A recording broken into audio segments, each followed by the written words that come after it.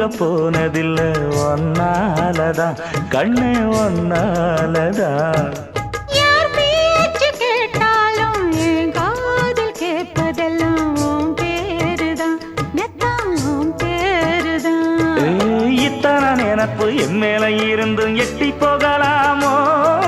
கட்டுப்பாடு இருந்தும் கட்டிக்கு முன்னே ஒட்டிக்கொள்ளலாமோ?